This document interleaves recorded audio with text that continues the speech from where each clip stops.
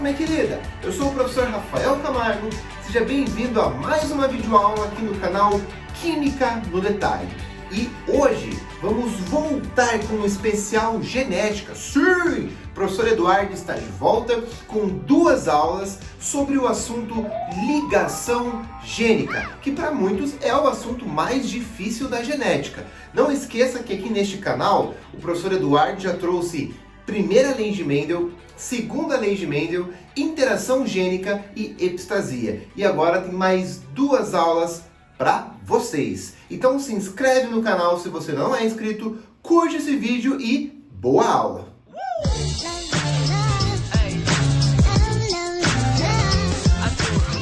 Olá senhoras e senhores, tudo bem com vocês?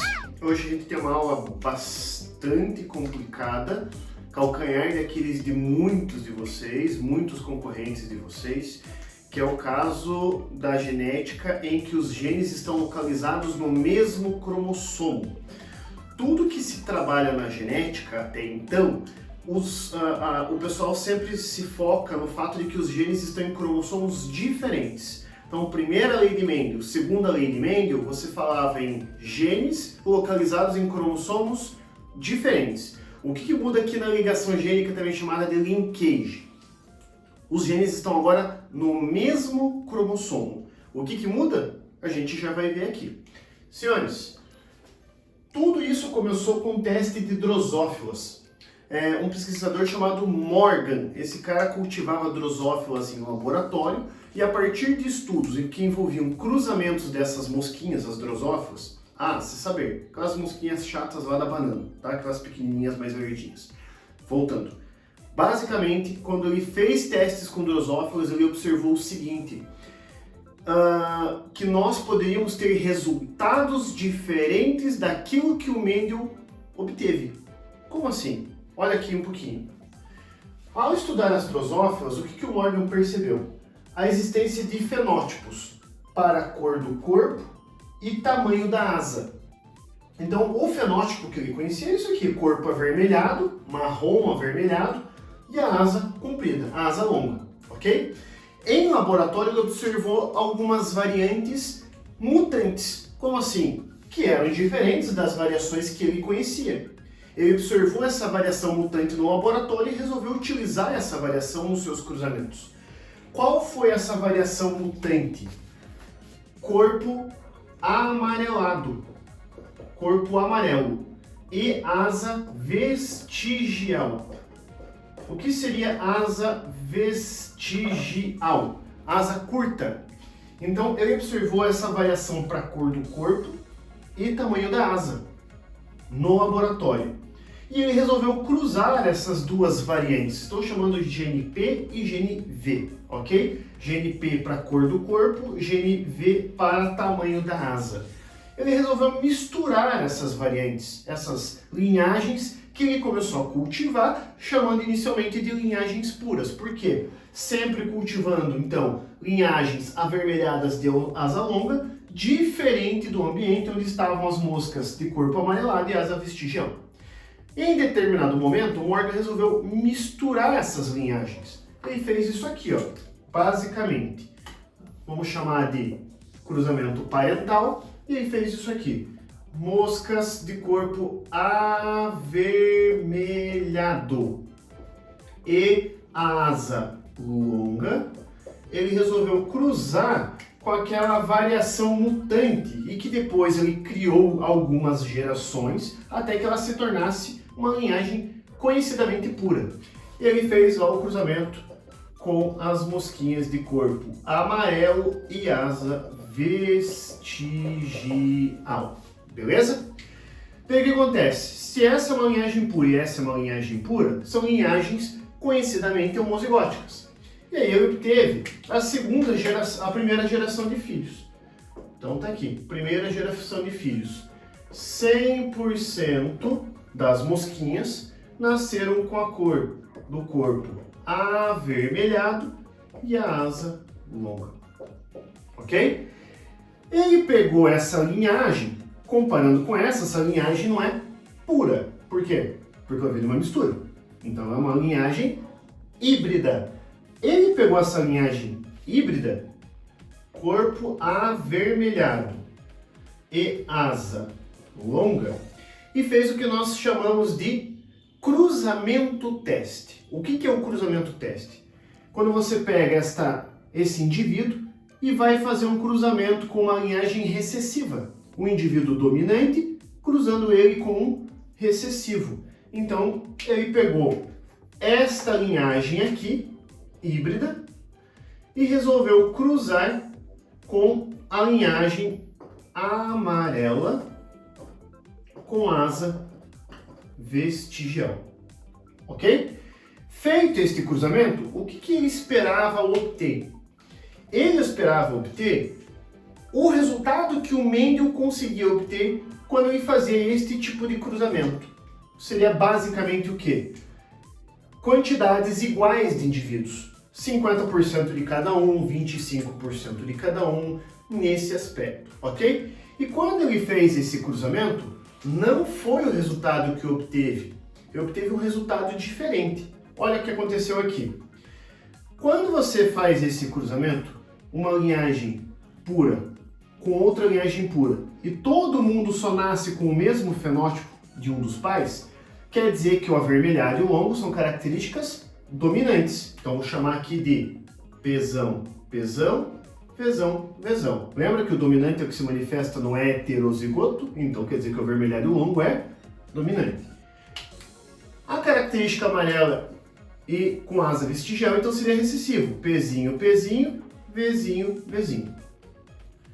Ao fazer esse cruzamento, o que você observa? Se esse cara é heterozigótico, então ele ficou Pzão, Pzinho, Vzão, Vzinho. E o que o Morgan fez? O cara das drosófilas, da mosquinha da banana. Ele pegou essa linhagem, Pzão, Pzinho, Vzão, Vzinho, e cruzou com aquela linhagem recessiva. Cruzamento, teste. Já estudamos isso aí. Então ele cruzou com Pzinho, Pzinho, Vzinho, Vzinho. Quando você faz esse tipo de cruzamento, vamos ver que tipo de resultados nós esperamos obter. Esse cara pode produzir 4 tipos diferentes de gametas. Olha lá. Pzão, Vzão, Pzão, Vzinho, Pzinho, Vzão, Pzinho, Vzinho. Ok? Tá aqui o quadro de Punnett. E esse indivíduo só vai produzir um tipo de gameta. Sempre com gene Pzinho e Vzinho. Tá aqui. Pzinho e Vzinho. E agora a gente vai analisar os resultados para ver se eles estão de acordo com as leis de Mendel ou se nós temos uma novidade. Aqui, Pzão, Pzinho, Vzão, Vzinho, Pzão, Pzinho, Vzinho, Vzinho, Pzinho, Pzinho, Vzão, Vzinho, Pzinho, Pzinho, Vzinho, Vzinho. Vamos analisar os fenótipos de cada um desses indivíduos. Aqui eu tenho corpo avermelhado e asa longa. Aqui eu tenho corpo avermelhado, asa vestigial. Aqui eu tenho corpo amarelo, asa longa. E aqui eu tenho corpo amarelo e asa vestigial. Se nós estivéssemos na segunda lei de Mendel, qual é o percentual de cada um? Seria 25%, ok? 25%. Mas não foi o resultado observado pelo Morgan. O resultado observado pelo Morgan foi isso aqui, ó. 41% aproximadamente, ok? Para este tipo de mosquinha, corpo avermelhado e asa longa. 41% para esse tipo de mosquinha, asa vestigial e corpo amarelado. Em torno de 9% para esse indivíduo misturado, avermelhado, vestigial. 9% para esse indivíduo que é misturado, amarelado e asa longa. Então, você talvez esteja pensando, não entendi o que aconteceu. Não era para dar 25%? Se estivéssemos na segunda lei de Mendel, era. Mas não foi o que o Morgan encontrou. Ele encontrou resultados diferentes. Percebo indivíduos formados em maior quantidade e indivíduos formados em menor quantidade. Então ele observou o seguinte, toda vez que o pezão estava num gameta, o vezão estava junto. Quer dizer que, então, pelo resultado diferente do que ele queria, do 25% para cada um, o Morgan percebeu o seguinte, era mais fácil entender que provavelmente o gene pezão estava no mesmo lugar que o vezão. Porque quando um ia para um lugar, o cara ia junto. Olha, eu tenho 41% de indivíduos que vieram desse gameta pezinho-vezinho. Quer dizer que provavelmente eles também estejam no mesmo cromossomo.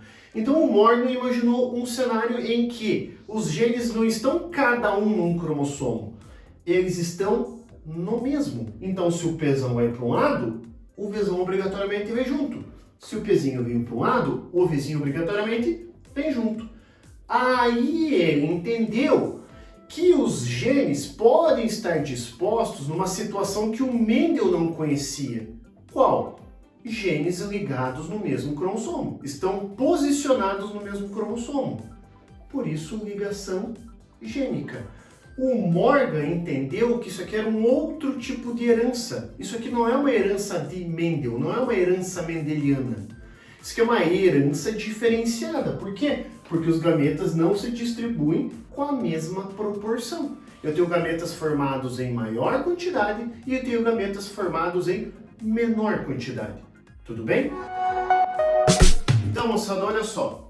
Vamos entender o que aconteceu com os resultados. O que é ligação gênica agora quando você vê uma célula? E a gente vai juntar a informação que você acabou de ver no cruzamento com a questão da meiose, que é quando você forma os gametas. Imagine que o indivíduo é pezão, pezinho, vezão, vezinho. Ok? Conforme nós vimos no cruzamento anterior. O indivíduo de corpo avermelhado e asa longa. Ok? Como que eu vejo isso numa célula? Nesse caso, o pezão e o vezão estão em um cromossomo, pezinho, vezinho está em outro cromossomo. Beleza? O que acontece na meiose? Então essa célula se divide, vai um cromossomo para um lado, um cromossomo para o outro. Ok? Então esse cromossomo foi para um lado, ó, se o pezão foi para lá, o vezão obrigatoriamente vai junto. Se o pezinho veio para cá, o vezinho obrigatoriamente vai junto. E você teria 50% de chances de formar cada gameta. Ok? E você poderia pensar, mas lá não foi isso que a gente encontrou no cruzamento das drosófilas. Nós tivemos gametas formados em maior quantidade e em menor quantidade. O que o Morgan percebeu? Que se os genes estão ligados, ele deveria formar apenas dois tipos de mosquinha. Corpo avermelhado com asa longa, corpo amarelado com asa vestigial, ok? Como que ele formou aqueles indivíduos intermediários, aqueles com 9% de cada? Ele não conseguia entender num primeiro momento. Posteriormente, com estudos de outros pesquisadores, ele conseguiu perceber o seguinte, existe um fenômeno que pode ocorrer na meiose, mais especificamente na prófase 1, chamado permutação ou crossing over. O que ele percebeu? Permutação, que poderia acontecer isso aqui, ó. Tá aqui o cromossomo com o pezão e o vezão. Tá aqui o outro cromossomo com o pezinho e o vezinho, ok? Quando esses cromossomos ficam pareados na prófase 1 da meiose, o que pode acontecer? Um cromossomo pode pegar a perna emprestada do outro, ok? Então, cada um pega uma perninha emprestada e de repente você pode ter isso aqui, ó, o pezão com o vezinho e o pezinho com o vezão. E neste caso, olha o que aconteceu, você pode ter indivíduos formados a partir desse gameta ou a partir desse outro tipo de gameta. Só que, por que esses indivíduos lá no cruzamento das mosquinhas foram originados em menor quantidade? Porque a permutação nem sempre ocorre, ela normalmente ocorre numa frequência muito baixa. E o Morgan percebeu então o seguinte, os gametas que foram originados em maior quantidade são os gametas que já existiam nos pais. E ele chamou esses gametas de gametas parentais. Os gametas que foram originados em menor quantidade, eram gametas que eram provenientes da recombinação ou do crossing over. Como a recombinação crossing over ocorre numa frequência mais baixa, então os gametas formados em menor quantidade foram chamados de recombinantes, porque eles vieram de uma recombinação, ok? Se a gente quer comparar isso com o trabalho lá do Mendel, por que lá no Mendel não era este o resultado obtido? Ok? No caso, se esta célula estivesse em segunda lei, a gente ia ver algo mais ou menos assim. Ó, Pzão, Pzinho, Vzão, Vzinho. Como que eu enxergaria se ela estivesse na segunda lei? Olha lá. O Pzão num cromossomo, o Pzinho em outro, o Vzão em outro e o Vzinho em outro. Vocês entenderam que aqui os cromossomos, cada cromossomo tem um gene diferente? Agora olha como você enxerga esta célula, se a herança ocorre a partir de genes ligados ou ligação gênica. Olha a diferença.